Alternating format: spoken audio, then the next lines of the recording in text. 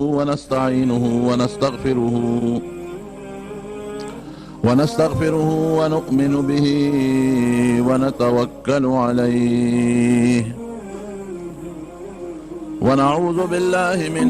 شرور أنفسنا ومن سيئات أعمالنا من يهده الله فلا مضل له ومن يضلله فلا هادي له ونشهد أن لا إله إلا الله وحده لا شريك له ونشهد أن سيدنا وحبيبنا وشفيعنا وسندنا ورحمتنا ومولانا محمدا عبده ورسوله. أما بعد فأعوذ بالله من الشيطان الرجيم. بسم الله الرحمن الرحيم. يا أيها النبي إنا أرسلناك شاهدا ومبشرا ونذيرا وداعيا إلى الله بإذنه وسراجا منيرا. در ربیع الاول د میاشتې په مناسبت میں 13 جمعه د نبی کریم صلی الله علیه وسلم د سیرت پاک سے یو څو خبرې عرض کړې وې. د نبی علیہ السلام د والد محترم نوم عبدالله او د والدې محترم نوم آمنه بی بی آمنه. بی بی آمنه په مکه مکرمه کې د یو بهترین خاندان سره د هغې تعلق و چې هغې ته بنو زهره قبیله وې او د بی بی آمنې د پلار نوم وهب و او د تره نوم یې وهیب و او دا د خپل تره په تربیت کې وه. عبدالله متعلق ډېرې زیاتې رشتې راتلې او خلکو په خپله دا غوښتنه کوله چې زمونږ لور یا زمونږ خور دا دې د عبدالله په نکاح کې راشي. نجومیانو دا پیشنګویۍ کړې وې د عبدالمطلب متعلق او د عبدالله صاحب متعلق چې د ده په اولاد کې به د آخر زمانې پیغمبر پیدا کېږي. لیکن د دې د هر چا دا خوښه چې خپل بچي له په یو ښه نسب کې او د یو هوښیارې بیبي او خشته بیبي سره نکاح وکړي. نو د عبدالمطلب دا خواهش و چې زه د دې بیبي آمنې سره د دې خپل زوی د عبدالله نکاح وکړم او مغسې وشوه. بیبي آمنه د وهب لور د وهیب د تره په تربیت کې وه. دوی وغوښتله تره ورته ورکړه. کله چې نکاح له تلل نو دې وخت کې د عبدالله د حضور پاک د والد محترم عمر 19 کاله دی تقریبا. نو دا به قانون و چې نکاح به وشوه نو هغه زمانه کې دا رواج و نو د نکاح والا کوم زلمې چې به ده به 3 یا 4 شپې دا د هغه ښځې په کور کې کولې تېرولې به. دا د هغوی یو رسم او یو رواج او عجیبه داسې وشوه چې د نبی علیه السلام د مور بیبي د تره لور د دې وهیب لور هغه عبدالمطلب ځان له وغوښته. هغې پرې رضا شو ځکه ما تېره جمعه درته پوره د عبدالمطلب تاریخ ذکر کړی تقریبا. نو چې دوی کله نکاح له تلل د عبدالله ورپسې شاته په لاره ور روانو نو په مکه مکرمه کې یو یهودڼه ښځه وه او څوک وایي کاهنه وه. نو دواړه به هم یهودڼه و هم د کهانت دا علم ورسره و. نو دا اتفاقا په لاره باندې ولاړه وه. نو عبدالله صاحب یې ولیده. نو چې دې څنګه ولیده نو دله یې دعوت ورکړه د ګناه چې مونږ کره راشه. نو عبدالله ورته انکار وکړ او یو 2 شیرونه یې ورته وی معنی دا ده چې حلال خلق او پاک خلق ګناه نه کوي او پاک خلق د خپل ځان دپاره د پاکو انتخاب کوي. داسې یو 2 شیرونه یې ورته ووی او زه ګناه نه کوم ناروا نه کوم او عبدالله صاحب ته نه اختیر شو. عبدالمطلب ځان سره کسان بوتلی و دی مخکې تلی و او د بیبي آمنې سره د عبدالله صاحب نکاح وکړه او کم چې د بیبي آمنې ترو وهیب د هغه لور سره خپله نکاح وکړه دواړه نکاحونه په یو ورځ شو نو د دې د زوړ رسم مطابق عبدالله درې شپې دا د سخر په کور باندې تېرې کړې دا د هغې رسم و د نکاح نه پس به دا پاتې کېدل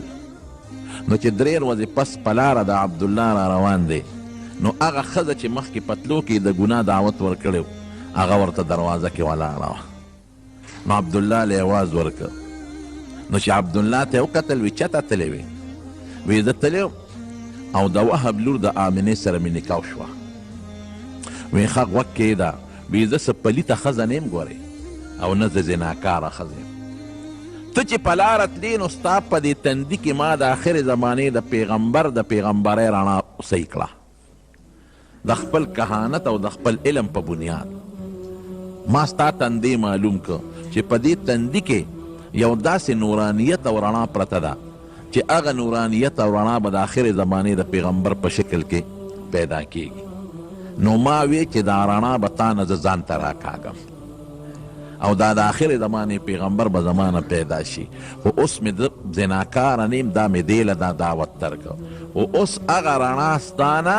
د وهب لور آمنې راښکلې د ضرورت مې درته نشته هغه وی زم ګناه نه کوم د نبی علیه السلام د پیدایش نه مخکې داسې نښې نښانې ځلنده ښکارېدې څه درته ما تېره جمعه ویلي بیبي آمنه وی د حضور پاک والده محترمه وی په ښځو باندې چې د حمل په زمانه کې د امید په زمانه کې کم تکلیف تېرېږي وی ما دا تکلیف نه دی محسوس کړی نه مې بوج محسوس کړی دی نه مې درونوالی محسوس کړی دی او نه ماته څه تکلیف رسېدلی دی او داسې عجیبه زمانه وه چې یو ځل زه په کټ کې خوب د شپې نه راته اوړېدم نو ما یو غیبي سړي نه یو غیبي اواز واورېد وی هغه سړی ماته وی چې ای آمنې ته څه خبرې چې ستا په ګېډه د دې امت سردار پروت دی او دا هلک چې پیدا شي دله به نوم محمد اږدې ګورئ صلی الله علیه وسلم او چې پیدا شي نو یو دم به پی چې هغه دم یې م راته وښو سیرت ابن هشام کې شته دا واقعه اعیذه بالواحد من شر كل حاسد اعیذه بالواحد من شر كل حاسد چې دا یو الله په نوم دې هلک له زه پناه غواړم د الله په نوم د شر د هر حاسد نه چې د حاسدانو د شر نه خدای پاک محفوظ کړي او عجیبه دا وه چې په دغه زمانه کې په مکه مکرمه کې قاتو مکه کې خو واد غیر ذي زرع دشت او خشک علاقه ده خو بیا هم په دې غرونو باندې د غر دا واړه واړه بوټي کېدل او کبلې به پکې زرغونېدلې نو خلکو به څارو له تې ګیا ورکوله نو د څارو ګیاګانې میاګانې نه وې باران بند شوی او چې کله د نبی علیه السلام زما امید پیدا شو د حضور پاک متعلق نو مکه مکرمه کې خدای فراخ سالی پیدا کړه بارانونه وشو او په غرونو او په دشتو ګیاګانې زرغونې شوې او د خلکو د ګډو چیلو او د اوښانو غولاندې د پیو نه ډکې شوې او د خلکو څاروي د وازګو نه ډک شو وی قسم دې زه پوهېدم چې دا زما د دې بچي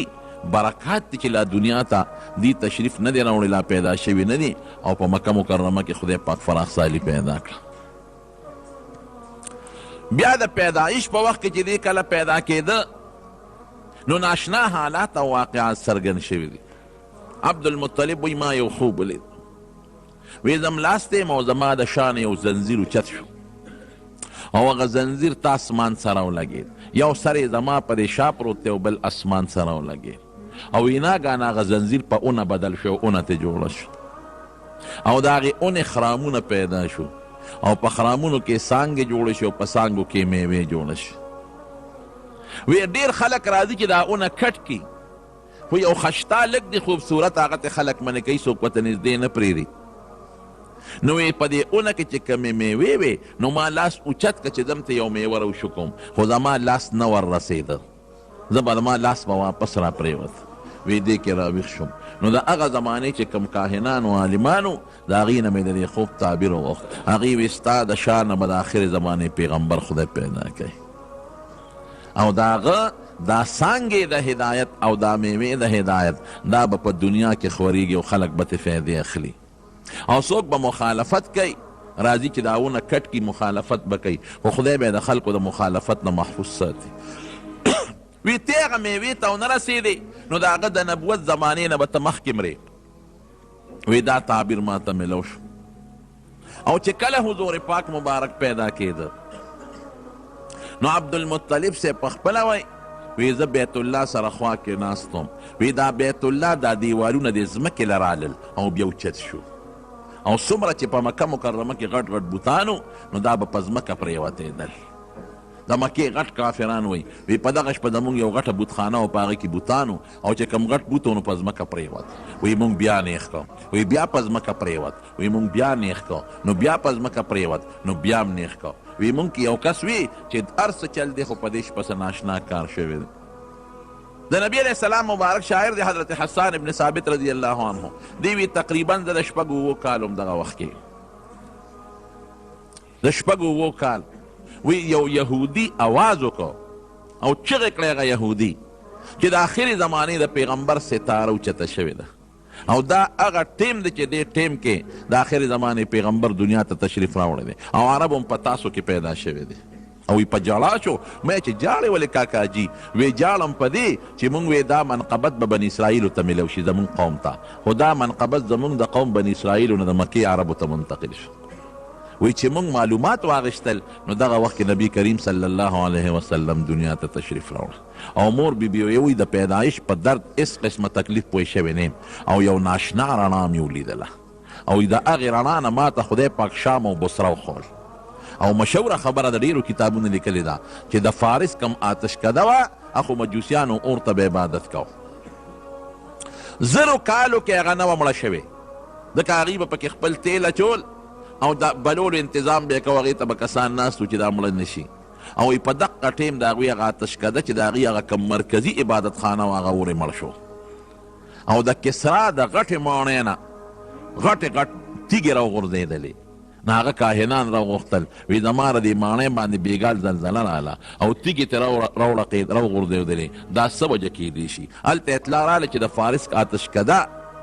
هغه مړه شوې ده دا څه وجه ده نو هغوی لم نجومیانو کاهنانو خبر ورکړ چې په دې ټیم په دې شپه په دې وخت کې نبي آخر الزمان دنیا ته تشریف راوړلی دی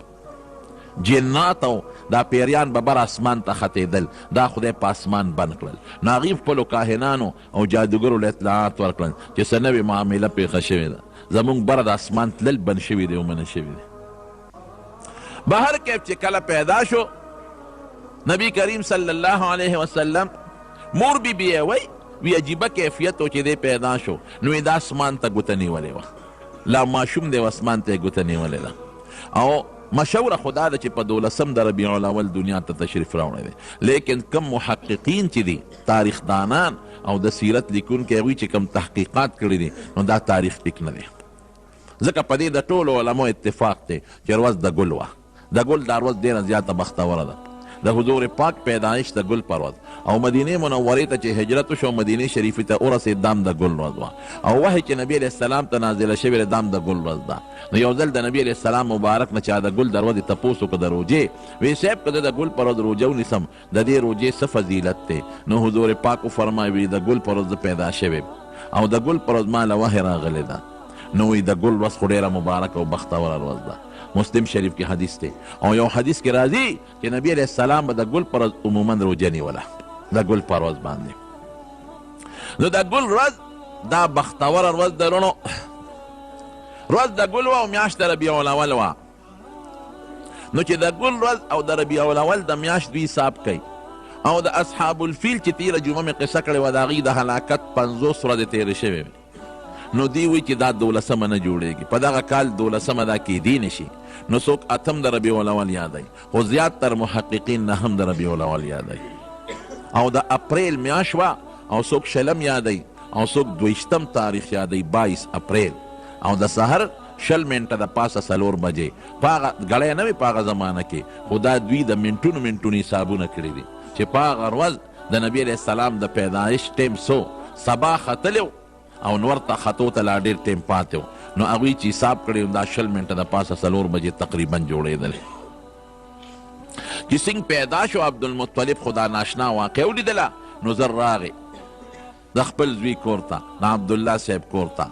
او چې سنګ راغی نو تپوس یې وکړه هغه ته خو د انګور پته وه وی دا ماشوم خدای پاک پیدا کړی دی وی شا بزر یې ټوکله کې ونغاړه او مال یې راکړه نو عبدالمطلب دې په لاس کې واغېسته او اوچت یې که ولاړ وی زه په ده ړومبې د بیت الله طواف کوم نو د بیت الله نه یې پرې طواف وکړه والد محترم یې د پیدایش نه مخکې وفات شوی ځکه چې هغه په یو تجارتي سفر کې تللی و مدینې منورې ته او په مدینه منوره کې د هغه ماماخیل خو مدینه منوره کې ما تېره جمعه درته ویلي چې د هاشم ښځه د عبدالمطلب مور دا د مدینې منورې وه سلما یې نوم نو دا دې هلته و بیمار شو په بیمارۍ کې بیا وفات شو او په مدینه منوره کې دفنم شو نو عبدالمطلب ته چې پته ولګېده نو هغه ورېږه ردې زه معلومات کوم نو رده یو زوی حارس یې نومې هغې ولېږه مدینې ته وی ته بچې لاړ شو ما له معلومات والا د قافلې والا خو وایي چې عبدالله وفات شوی دی چې لاړ او معلومات یې واغېشتل هغې ورته وی او عبدالله وفات شوی دی او مونږ یې د بیمارۍ علاج مونږ خو جوړ نه شو او بیا هم دلته په مدینه شریفه کې دفن کړی دی نو د 19 کالو په عمر کې د حضور پاک والد صاحب واده کړی او د 18 کالو په عمر کې تقریبا وفات شوی دی نو حضور پاک د پلار د وفات نه پس الله دنیا ته راولېږه دې کې یو حکمت دی هغه درته لږ ساعت پس وی لومبې پی وله خپلې مور ورکړل بیبي آمنې او بیا د ابولهب یو وینځه وه سویبه هغې ولې یو څو ورځې پی ورکړل او ابولهب د نبي علیه السلام ترو دې سویبې ابولهب ته زیر م ورکړه چې مبارک دی چې ستا د هغه مړ ورور عبدالله زوی پیدا شوی دی نو ابولهب د نبي علیه السلام د پیدایش په خوشحالۍ کې هغه سویبه ازاده کړه وی تا ماله د مړ رور د زوی د پیدایش خبر راکړه نو په دې خوشحالۍ کې مې ازاده کړې نو په بخاري شریف کې یو ټکی امام بخاري رحمت الله علیه ذکر کړی دی ناشنا چې ابولهب چا په خوب کې ولیده وی څه حال دی دی وی ډېر خطرناک حال مې دی ډېر د خدای په عذاب کې پروت یم شر حال مې دی ځکه د پیغمبر علیه السلام لوی دشمن لومبې دی او په نبي علیه السلام د کاڼي غزار لومبې دی ابولهب کړی دی وی ډېر خراب حال مې دی او شر حال مې دی خو وی چې ما نبی علیه السلام د پیدایش په خوشحالۍ کې سویبه ازاده کړې ده چې هغې ما اطلاع راکړه وی د هغې په سبب الله زما په دې قټه ګوته کې پیدا کوي نو هغه زه دلته کې روم هغه زه دلته اوس کم نو دا د حضور پاک لوی شان دی ګورئ دلته بعضې زموږ طالبان یو سوال کوي وی د کافر متعلق قرآن شریف کې راځي چې لا یخفف عنهم العذاب ولا هم ينظرون چې کافر ته په عذاب کې تخفیف نه راځي عذاب به ورته اسانیږي نه په جهنم کې او نه به ورله خدای مهلت ورکړي نو دا ده ته د اسانتیا ولې راله چې دا پی په دوزخ کې څکي نه د هغه پیو فایده هغه ته نه میلاویږي د جهنم خو دومره تیز تاو دی چې دا خو لا د ګوتې پوټې غوندې پی دی چې بالټې پکې ورواچوي لا د بالټي نه به نه جدا شوي چې الوتې وی ده له فایده نه ورکوي خو د نبي علیه السلام لوی شانتې معلومیږي او هغه له افسوس ورکوي چې نیکبخته صرف د هغه په پیدایش دې خوشحالي کړې ده نو ګوته کې دې پیدا شي که ایمان دې پرې راوړی وي نو چې څومره د پیو چینو کې به په جنت کې پروت وي نو سویبې ولې یو څو ورځې پی ورکړل هغه د ابولهب وینځئ نو بیا خدای پاک نبی علیه السلام د بیبي حلیمې په قسمت ورورسه دا په طوایف کې بنو سعد یو خاندان دی هلته اوسېدله او د بانډو د طوایف آب و هوا ډېره مزیداره اوس هم د طوایف آب و هوا ډېره ښشته ده ډېرې ښکلې میوې پکې کېږي او ډېرې ښشته اعلی سبزی پکې کېږي او یخ وطن د مزیدار اعلی مکې مکرمې نه بار یو غر دی د هغه غر نه شاته تقریبا 100 کیلومیټر لږ به طوایف راځي نو دا هغه ځای ښځې به کال کې یو ځل راتلې او په مکه کې به ماشومان کتل چې چا ماشوم پیدا شوي چې مونږ یې ځان سره یو څو تربیت یې وله وکړو دیانې به وې نو هغې کې به د هغې هم فایده وه او د مکې د خلکو هم دا یو رسم و رواج و چې خپل ماشومان به باندې ته لیږل ځکه هغې به وی د شهري خلکو د شهر آب و هوا ټیک نه او د باندې آب و هوا مزیدار او بیم خشته هوا مزیدار او د باندو ژبه عربي اصلي وي او شهر ته ښار ته خو هر قسمه خلک راځي نو ژبه یې ګډوډه شوي نو خلکو به خپل ماشومان ورکړل هغې به وله پالل او دوی به وله پیسې ورکول نو بیبي حلیمه رضی الله تعالی عنها وایي وی دقسې د طایف د بنو سعد زمونږ ښځې لاړئ زنانه چې دوی ځان له ماشومان ګورو چې مونږ یو ساتو پیسې پې وګټلو وی چې رالو په مکه کې معلومات کول نو وی زما چې څومره ملګري راغلي وي هرې ملګري ته یو یو ماشوم میلاو شو او پیغمبر علیه السلام ته چا غاړه نه یې ښوده خلکو به وی دې کور کې یو ماشوم پیدا شوی دی 7 ورځې مخکې نو چې رابلل تپوس بیا وکړو نو د پلار نشته دا یتیم دی د پیدایش نه مخکې پلار وفات شوی دی نو چې هغه ښځو به ورته غاړه نه ایښوده چې دا یتیم دی نو موږ له به څه راکړي پلار یې نشته نو موږ له به څه راکړي وی ډېرې ښځو پې چکر ولګو خو دې چا هم قبول نه که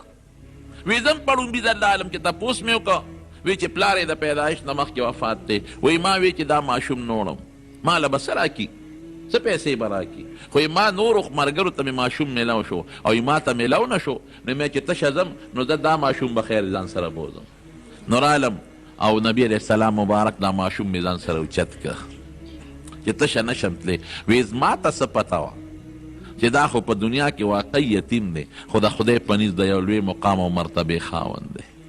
وی ما چې دې څنګه اوچت که او ما خپلې سینې ته واچو ګسې سینې ته ځکه د ما خپل بچی مو نو وی ده د ما ګسه سینه نه اغېشتله جړلې نو ما زر دې بلې سینې ته که نو وی د ما ښې سینه یې واغېشته او ګسه سینه د ما هغه بل بچي ته ژوه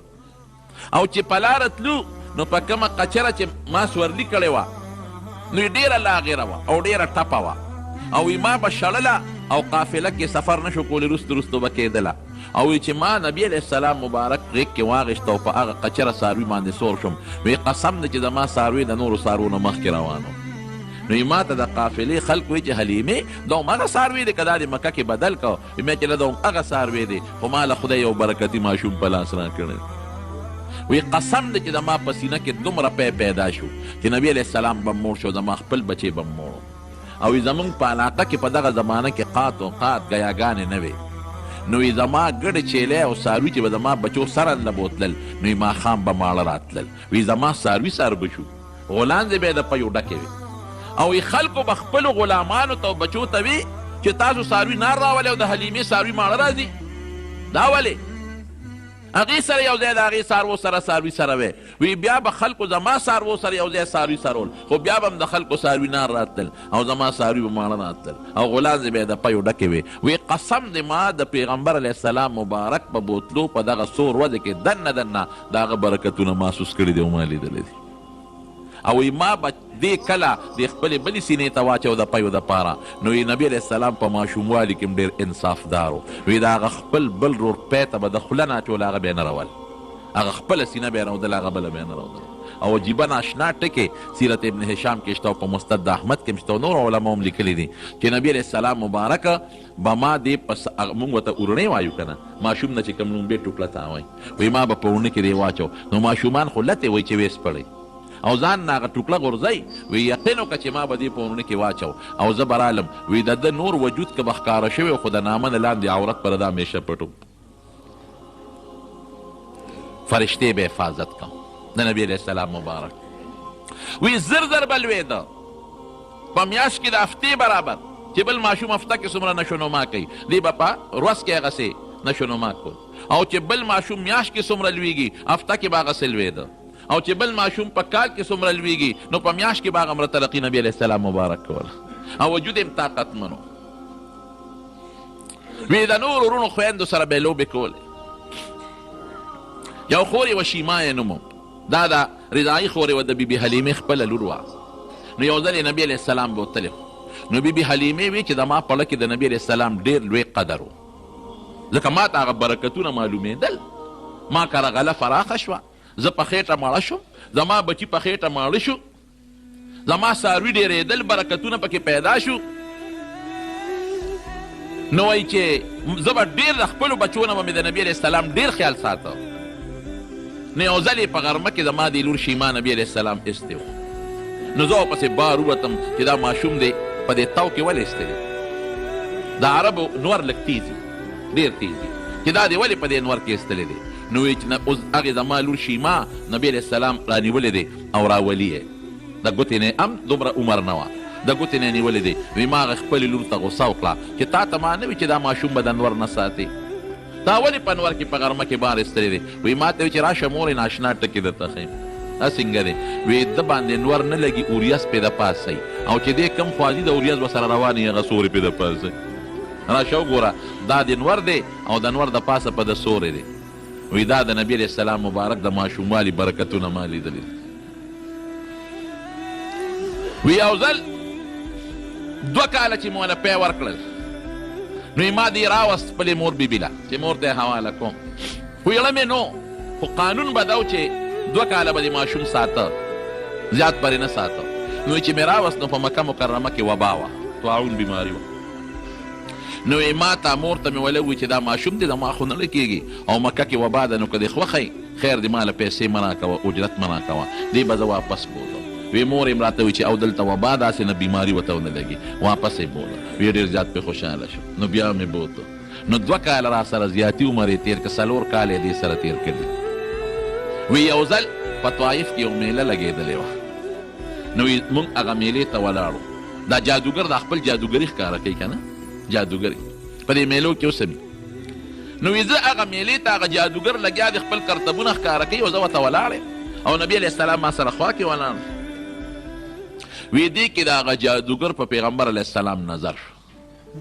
وی چې څنګه یې پې نظر شو وی دې جادوګر چغې کړې چې دا ماشوم مړ کې دا ختم کې د دې ماشوم د وجې نه به زمونږ د پلار نیکه دین ختمېږي هلی دې مړ کې وی ما نبي علیه السلام ځان ته رانږدې کړ او جادوګر ته مې غوسه وکړه چې د خدای دې بېخ وباسه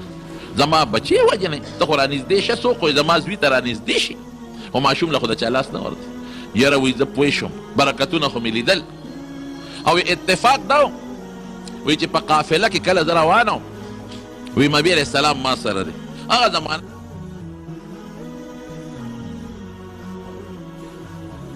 ګرځېدل نو کهانت او د نجوم ډېر لوی دور و نو په دې قافله کې یو نجومي او کاهن و وی چې نبي علیه السلام له ما پی ورکول دا مخ یې ښکاره شو نو هغه ورته وکتل وی ما ته وی چې د دې ماشوم څه نوم دی وی ما ورته وی چې د نوم محمد دی صلی الله علیه وسلم د ده د پلار څه نوم دی نو ما ورته د خپل خاوند نوم واغېسته چې پلار یې دا دی ولاړ دی او دې نوم دی حارس او ما ته وی چې د مور یې څه نوم دی وی ما ورته وی چې دې مور یم او زما نوم آمنه دی وی ما ته هغه نجومي وی چې کله دې ماشوم د پلار نوم عبدالله وي او دې وخت کې مړ وي جمدې نه وي او د مور نوم یې آمنه وي دا اوس ما لاله وجمې خو ته وایې چې دی پلار دی جمدې دی نوم د حارس ولوخه او ته وایې زه مور یم او نوم ستا حلیمه دی نو دا په شک کې دی واچولو وی ما ورته وایي چې ولې دی وجه وی د دې ماشوم شکل د آخرې زمانې د پیغمبر په شانتې دی د ده د تندي نه د آخرې زمانې د نبوت رڼا روځي خو د هغه په صفتونو کې دا لیکلي دي چې پلار به یې د پیدایش نه مخکې وفات شوي او د پلار نوم به عبدالله او د مور نوم به آمنه نو د دې په دې وخت کې په شک کې واچولو وایي ما چې شکر دی چې خپل نوم مې ورته ښولی او دا خپل پلار مې ورته ښولی دا خپل خاوند مې ورته ښولی دی وی یو ځل زما هغه خپل ماشومان وروڼه خویندې په منډه رالل وی ما ته وی چې مورې هغه زمونږ قریشي رور خو چا مړ که وی بس په ما هیبت راغی وی ما چې دا خو لانجه پیښه شو نجومیان او کاهنان او یهودیان خو د ده متعلق اطلاعات او خبرې ورکوي او مسله پیښه شو وی ما چې ولې وی چې هلته موږ لوبې کولې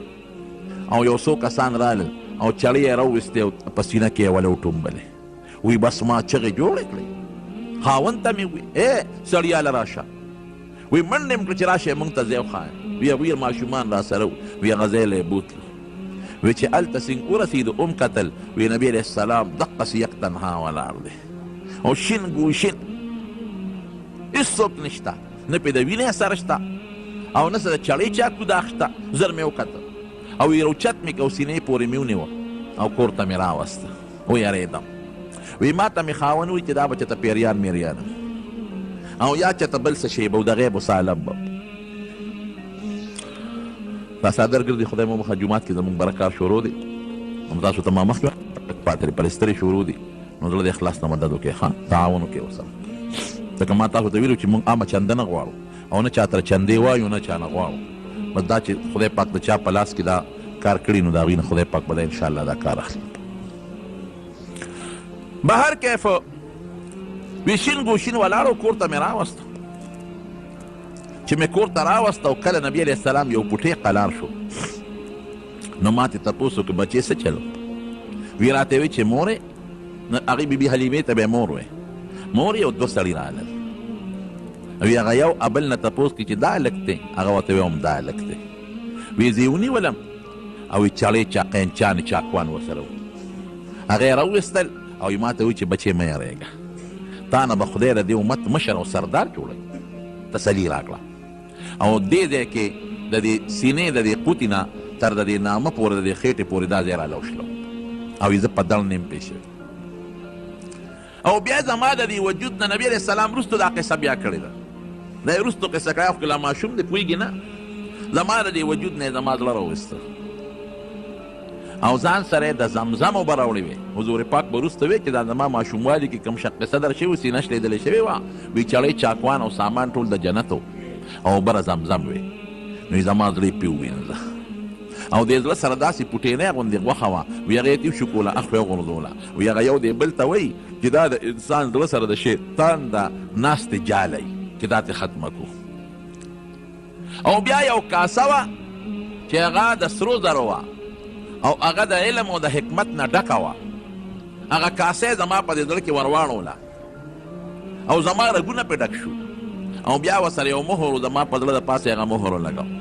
او بیا زما هغه غوښه یو ځای کړه او لاس یې پراخ کړه واپس ټیک شو دا 4 کرته دا شق قصه در شوی دی یو وخت بیبي حلیمې کره او نبي علیه السلام تقریبا د 4 کالو چې دا واقع پیښه او بل دل د 10 کالو عمر ته چې نبي علیه السلام ورسېد نو دا بیا شوی دی او بل دل چې نبی علیه السلام ته کله نبوت میلاوېده په غار حرا کې دا بیا شوی ده او بل دل چې نبی علیه السلام مبارک کله معراج ته بر اسمانونو ته نو دا واقع بیا شوی ده 4 ځله دا د سینې اپریشن د نبی علیه السلام مبارک شوی ده بیبي حلیمه وایي پرې ویارېدم وایي ما وی چې یاره باس او په دې لږ دا څه مسله ده او چې ته پیریان دي او که څه شی دی هسې نه واقعي دی لږ ته څوک نقصان ونه رسوي نو 4 کاله چې پوره شو نو مور دی راوست نو مور ته مې ولوي ټوله قصه وکړه نو مور یې وخندل وی نه یریږه ما د دې ماشوم ډېر عجیبه حالات لیدلی دي زما دا د پیریانو خبره نه ده زما د دې بچي به ډېر لوی شاني انشاءالله هغه بیبي حلیمه بیا څه شوه نبي علیه السلام مبارک چې مدینې منورې ته هجرت وکړ نو دا بیا مدینې منورې ته راغلی ده یو صحابي وایي وی نبی علیه السلام یو ځل ناستو په څادر باندې نو یو بوډۍ ښځه راغله نو پیغمبر علیه السلام مبارک ورته د خپل ځای نه پاڅېده او هغه یې د مټه ونیوله او په خپل څادر باندې یې کېنوله او ډېرې خوږې خبرې یې ورسره کولې او مورې لفظ به یې ورته وی چې خبره به یې کوله نو مورې نو چې دا زنانه بیا لاړه نو ما د چا نه تپوس وکړو چې دا ښځه څوک و چې نبي علیه السلام یې دونه قدر وکړو پاڅېد ورته او په څادر یې کېنولو مور ورته وایي وی هغې وي چې دا هغه ښځه ده چې نبي علیه السلام له پی ورکړي دي بیبي حلیمه رضی الله تعالی عنها او د مدینې منورې چې کوم قبرستان د جنت البقیع ورته وایي په هغې کې دفن د هغې کې قبر هم دی هغه خورې چې وه شیما چې کله د حنین او د اوتاس غزا وشوه او قیدیان پکې گرفتار شو نو دا هم پکې گرفتار شوه نو په زرګونو قیدیانو نو دې شیما صحابو ته وی چې زه خو ستاسو د پیغمبر خور یم نو نبی علیه السلام ته چا نه وی صاحب په دې قیدیانو کې یو جینۍ ده او هغه وایي چې زه ستاسو د پیغمبر خور یم نو نبی علیه السلام مبارک پوه شو وی اواز کوي دې جینۍ ته راولی نو چې یې راوسته وی ته زما څنګه خور یې ته زما د خوروالی دعوه کوې وی زما نوم شیما دی او زه د بیبي حلیمې لور یم او ما او تا په ماشوموالي ډېرې لوبې کړې دي او تا ته زه یو نښه ښیم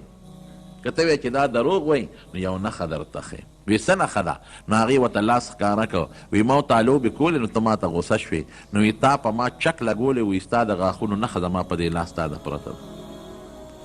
نو د حضور پاک مبارک تا ماشوموالی رایاد شو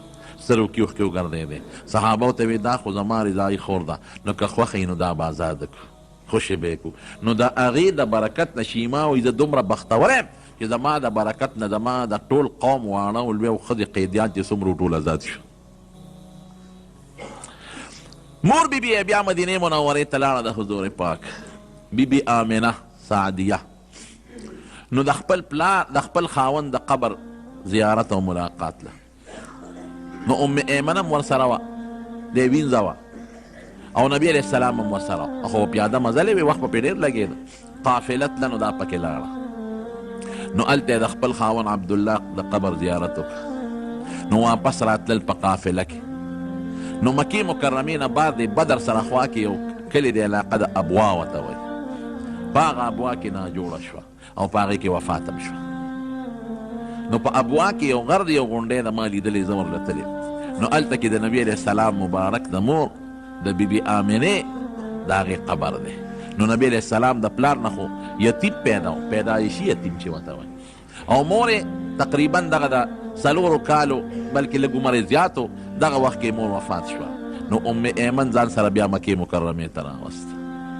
وروڼو دې کې څه حکمت و؟ عقل خو دا وایي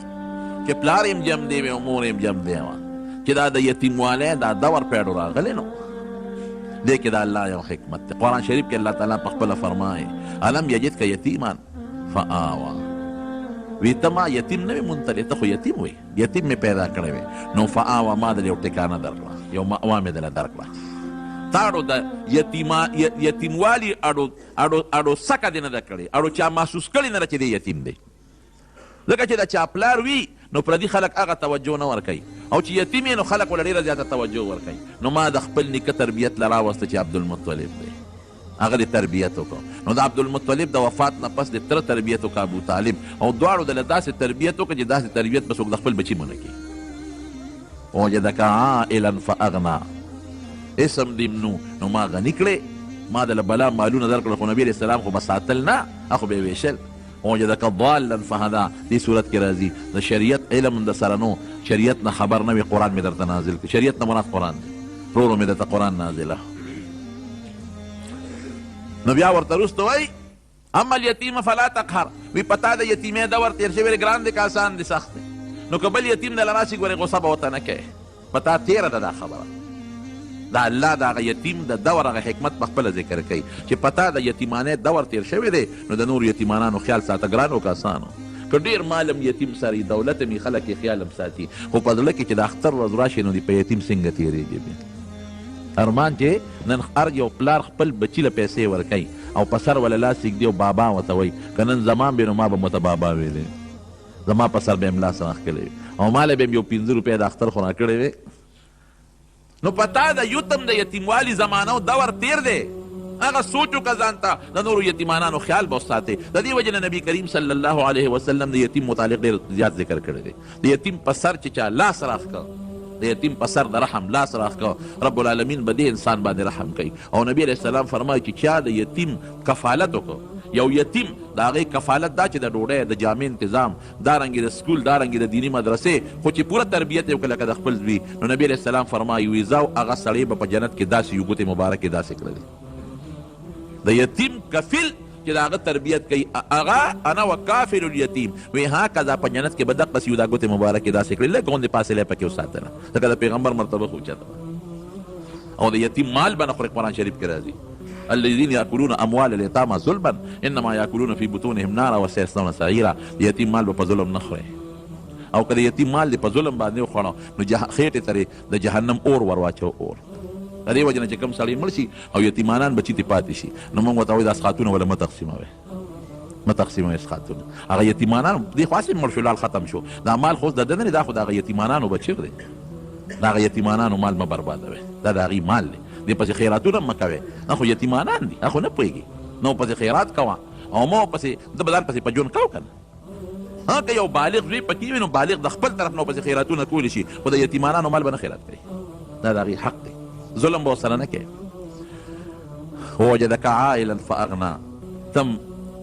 مال د سره نو ما غني کړې، نو که بل اما السائل فلا تنهر، که بل فقیر راشي سوال د نه کوي ګورې ویې نه رټې، ښه پتا دا دور تېر. وجدک ضالا فهدا، قرآن در سره نو، ما د قرآن لوی نعمت تله درکه. نو اما بنعمت ربک فحدث، د الله دا لوی نعمت چې قرآن دی دا اوس بل ته ورسوه، دا د دې شکریه شو. بل چې دنیا ته الله وښایي چې هغه انسان چې پلار پیدایش نه مخکې وفات او مور په ماشوموالي کې وفات ته، چې زه غواړم د هغه نه داسې شخصیت جوړولی شم چې تر قیامته پورې د کربونو اربونو خلکو مقتدا او رهنما به وي، دا زه کولی شم. خدای پاک خلکو ته ښایي، نور حکمتونه هم پکې دي. بهر کې تربیت نیکو که او ډېر ناشنا طریقې سره تربیت پې کړو. یو ځل یې سترګې خوږ وې، سیرت ابن هشام کې شته چې سترګې خوږ وې، نو عبدالمطلب صاحب وایي وی په عربو کې یو دمګر یو کاهن و وی هغه له مې بوته چې زما دا یتیم بچی دی او سترګې یې خوږ دي ده باندې دم واچوه او عجیبه وی دا وه چې هغه کاهن ته مې ور ډباو نو نه راوته ور مې ډباو او د نبي هم دا سترګې کلکې خوږ وې نو نه راوته وی دوی کې زلزله شوه وی چې یو ځلق وشو وی هغه کاهن په یو منډه دروازه کولو کړه او بار راووته وی ما ورته وی ما ته خو د خپل نصیب برکت معلوم وی ما ورته وی چې زلزله ده وی مې چې زلزله به یا ویاني خو زما د دې بچي شان ما ته معلوم دی دې سترګې خوږ وي نو ما وله تره ایستې وه ور مې ډبه ورته نه راوتې نو خدای در باندې جلق راوسته او په خپل یې وله راویستې وی چې دا ټکې مې وی او هغه زما د یونیورسټي ته وکتل چې څه چل دی پې وی ما ورته چې سترګې خوږ دي وی چې دارو خو ده سره خپله پراته دي وی مې چې څه دارو دي وی د حضور پاک د خولې مبارکې نه یې لاړې راویستې او د نبي علیه السلام په سترګو یې پورې کړې وی زه اوس به ټیکي وی قپا قسات یې سترګې ټیک شوې چې د دې ماشوم خوله کې دارو پراته دي لاړې د ده لاړې او دا حقیقت هم دی حضرت علی رضی الله عنه په خیبر کې یو قلا و ډېره سخته وه ډېرې قلاګانې فتح شو دغه قلا نه فتح کېده نو نبی علیه السلام مبارک د شپې نه ووې وی سار له به دا قلا الله د هغه چا په لاس فتح کوي چې د هغه سره به د خدای مینه او د ده به خدای سره مینه جنډه به هغه له ورکوم سار وختي نو صحابه وی موږ ټول د نبي علیه السلام مخکې تېرېدو چې ماله به جنډه راکړي بل وي ماله به راکړي بل وي ماله به راکړي ځکه چې دا هغه په لاس به فتم کېږي او ده سره به د خدای مینه او د ده به خدای سره مینه دا صفت بچا کی نو چې یا هر یو تېرېده چې ما ته به آواز وکړي وی نبي علیه السلام آواز وکړي چې این علي ابن ابي طالب علي څه شو د ابو طالب زوی وی موږ وایي چې صاحب سترګې یې خوږ دي وی ورشه آواز کوې ورته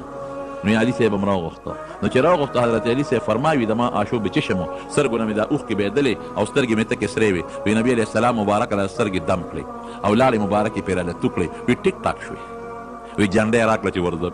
خدای پاک د هغه په لاس فتح راوسته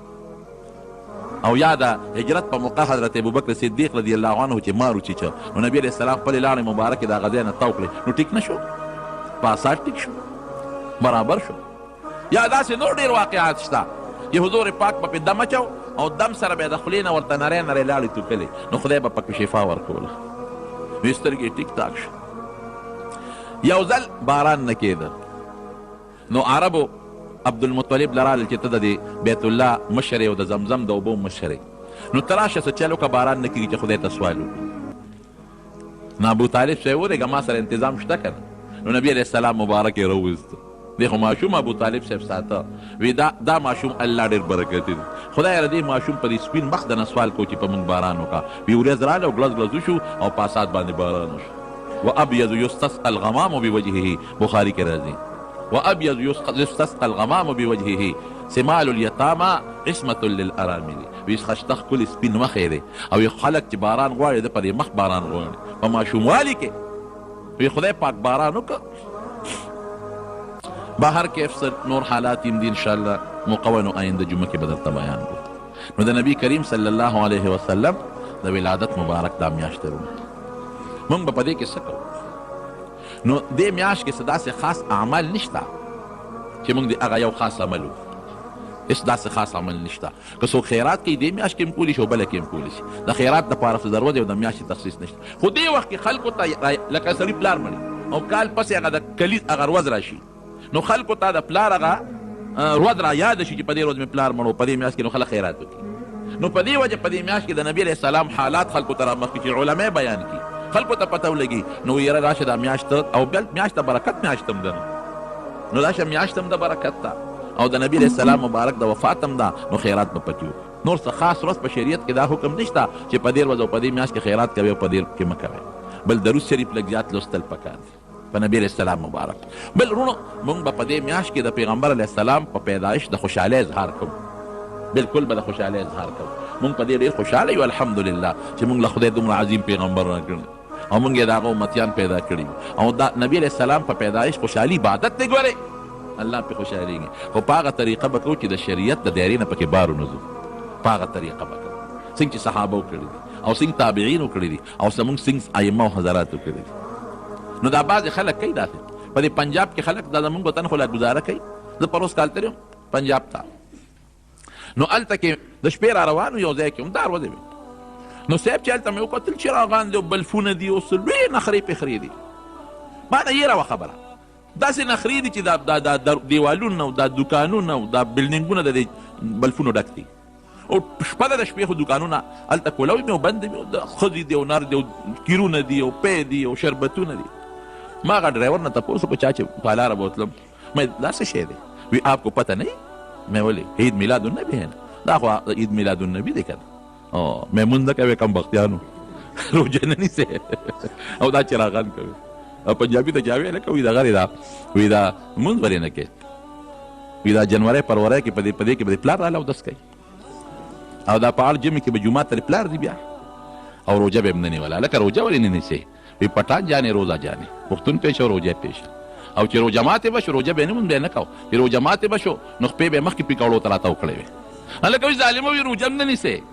او مونځ هم نه کوې او پیکوړو کبابو ته د مخکې نه خپې تاو کړي دي وایي څه کافر درته ښکارم روژه به هم نه ماتوم نو هغې نه مونځ کوي نه روژې نیسي خو یو څیز دی دا نه کوي او بس دغه کیرونه میرونه په دا شپه کې پاخه کړي او بې ستري او بې پردګي پکې وکړي خڼې نه او په دې به هم خدای بخي یاد وساتئ زما ورونو بخښنه او خدای ته نزدېکت دا د نبي علیه السلام د سنتو په تابعدارۍ کې ده.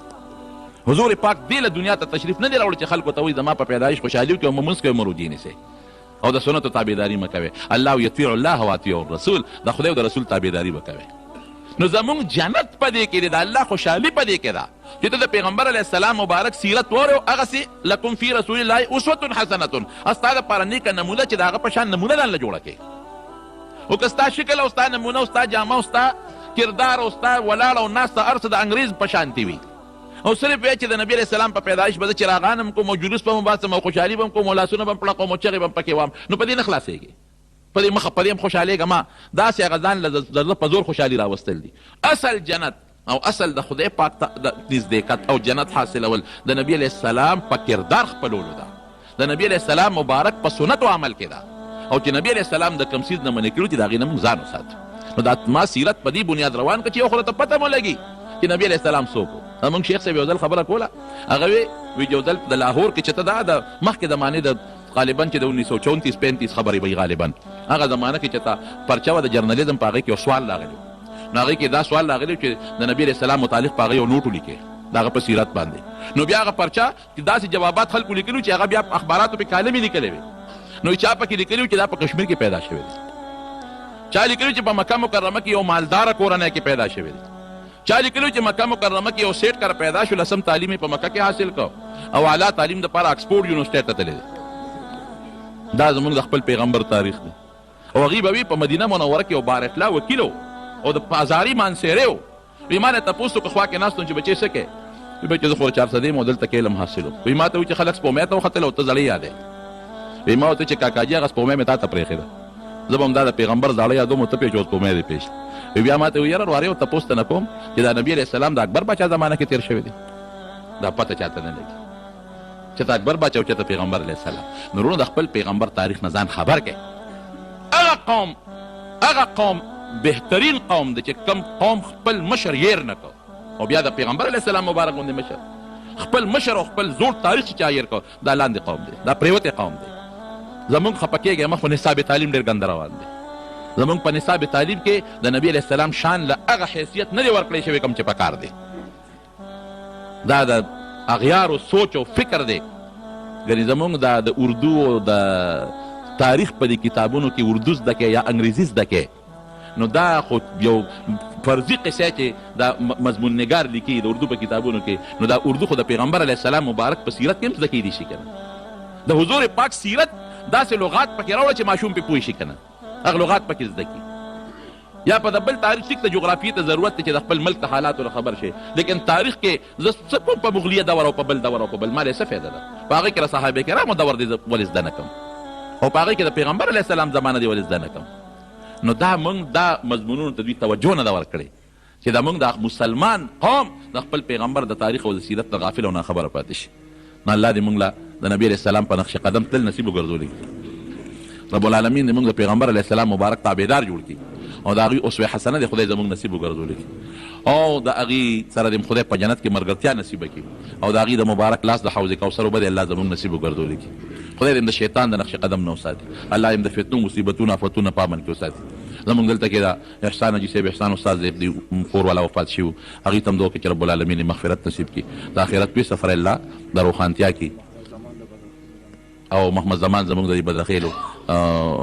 نیمشادي ورور وفات شو هغې ته هم دعا وکړئ چې الله مغفرت نصیب کړي او کاکړو کې دا مشتاق صاحب د کور والا وفات شوي زموږ د لالاجي لور وه هغې ته هم دعا وکړئ چې خدای پاک مغفرت نصیب کړي نور څومره مردګان وفات الله دې ټولو بخي او الله دې زموږ چې کوم مریضان دي په کورونو کې په هسپتالونو کې الله یې ټول له شفا ورکړي الله ته زموږ نه راضي شي خدای ځنقدن وخت کې په خولې دا کلمه نصیب کړي چې لا اله الا الله محمد رسول الله سنت پاتې شي نور خطونه پس بالکل د امام محمد صاحب قول د مفتابعي د نور خطونه پس تلا سنت بیا وکړي یو زنانه خاون مړ شي او هغه پریز کې وي نو هغه زنانه په پرده کې د زوی په جنج باندې به نه دي دا به عدت په خپل کور کې تېروي د خوشحالۍ جامې داسې او داسې د خوشحالۍ داسې خوشبویۍ پورې کول او لفټکې مفتکې پورې کول دا ګناه ده ټوله د کور کې مشکلات دي الله دې مشکلات په خیر بدل کړي ها به کوي ویتر قضا شته دی مؤمن چې ګناه کوي نو د هغه نه ایمان اوچتېږي او دوباره پکې بیا اخبار دا داسې ده یو حدیث پاک کې راځي چې څوک په ګناه کې مبتلا شي نو ایمان ترې اوچت شي علما لیکي چې د دې نه مراد د ایمان هغه نښه ده دغه وخت کې دی مؤمن دی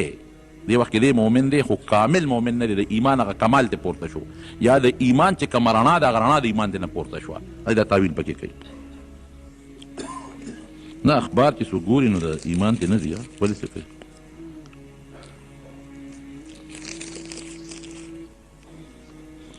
ما ته وي د ګیرې